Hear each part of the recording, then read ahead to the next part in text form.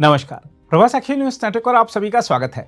महाराष्ट्र में बारामती की धरती पर हुआ विमान हादसा सिर्फ एक दुर्घटना नहीं रहा, बल्कि सत्ता, साजिश और सिस्टम की विफलताओं पर गंभीर सवाल भी खड़े कर गया। जिस बारामती ने अजित पवार को राजनीति की ऊंचाइयों तक पहुंचाया, वही शहर उनके जीवन की अंतिम कहानी का गवाह बन गया। यह विडंबना तीखी भी है और दर्दनाक भी। हम आपको बता दें कि हादसे में शामिल विमान लियरजेट 45XR था, जो वीएसआर वेंचर्स प्राइवेट लिमिटेड के स्वामित्व में था।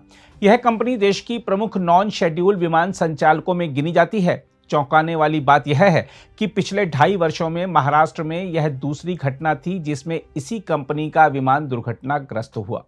सितंबर 2023 में मुंबई में इसी कंपनी के एक अन्य लियरजेट विमान का हादसा हुआ था। हालांकि तब किसी की जान नहीं गई थी। पिछली दुर्घटना 14 सितंबर 2023 को हुई थी। वह विमान विशाखापट्टनम से मुंबई की ओर आ रहा था। उड़ान सामान्य रही, लेकिन मुंबई हवाई अड्डे पर भारी बारिश और कम दृश्यता के बीच लैंडिंग के समय स्थिति बिगड़ गई थी। ऑटो पायलट हटने के कुछ ही सेकंड बाद कॉकपिट में स्टिक शेकर और स्टाल चेतावनी गूंज उठी। इसके बाद EGPWS चेतावनियां मिली और विमान टैक्सीवे के पास जोरदार तरीके से टकरा गया था। विमान 2 हिस्सों में टूट गया था और आग लग गई थी। तब सभी यात्री बच गए थे, लेकिन इस बार किस्मत ने साथ नहीं दिया। आज हुए हादसे के बाद पूरे राज्य में शोक की लहर दौड़ गई।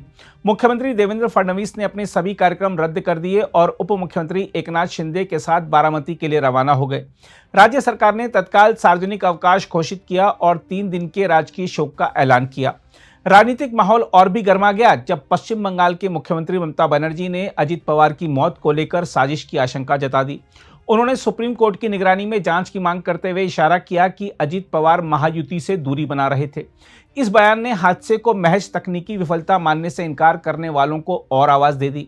समाजवादी पार्टी के अध्यक्ष अखिलेश यादव ने भी हादसे की जांच की मांग कर डाली। बहुत दुखद है जो घटना हुई है, जिसमें जो खबर आ रही है, जो जानकारी मिली है, पवार परिवार के लिए बहुत दुखद घड़ी है।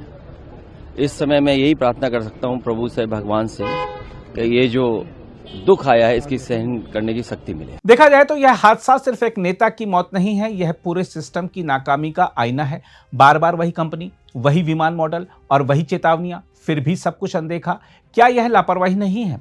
लियरजेट 45XR एक आधुनिक और भरोसेमंद विमान माना जाता है। इसकी गति, रेंज और आराम की खूबियां गिनाई जाती हैं। यह 8 यात्रियों को ले जाने में सक्षम है, मैक की रफ्तार से उड़ सकता है और 51,000 फीट की ऊंचाई तक जा सकता है। इसके अलावा अजित पवार की राजनीतिक यात्रा भी इस हादसे की तरह उतार चढ़ाव से भरी रही है। बारामती से कांग्रेस के टिकट पर राजनीति शुरू करने वाले अजित पवार बाद में राष्ट्रवादी कांग्रेस पार्टी के स्तंभ बने। शरद पवार की छाया में पले बढ़े। इस नेता ने अपनी अलग पहचान बनाई, लेकिन सत्ता की रस्साकशी में वह हमेशा विवादों में रहे। उनकी मौत ने महाराष्ट्र की राजनीति में एक खालीपन तो पैदा किया ही है, साथ ही कई अनकहे सवाल भी छोड़ दिए हैं। देखा जाए तो ममता बनर्जी का बयान महज राजनीतिक बयानबाजी कहकर टाला नहीं जा सकता। जब सत्ता के गलियारों में खींचतान हो और अचानक एक बड़ा चेहरा यूं खत्म हो जाए, तो संदेह पैदा होना स्वाभाविक है। जरूरत है कि जांच पूरी पारदर्शिता से हो ताकि सच सामने आए और अफवाहों का बाजार बंद हो। सबसे बड़ा सवाल यह है कि क्या इस हादसे से सबक लिया जाएगा या इसे भी फाइलों में दफना दिया जाएगा? जब तक जिम्मेदारी तय नहीं होगी, तब तक ऐसे हादसे होते रहेंगे। अजित पवार की मौत को सिर्फ शोक संदेशों और अवकाश घोषित करने तक सीमित करना उनके साथ अन्याय होगा। अगर आप भी लेना चाहते हैं देश दुनिया की तमाम जानकारी, तो आज ही सब्सक्राइब करें हमारे चैनल को। साथ ही नीचे दिए बेल आइकन को जरूर दबाएं ताकि हर अपडेट आप तक पहुंच सके।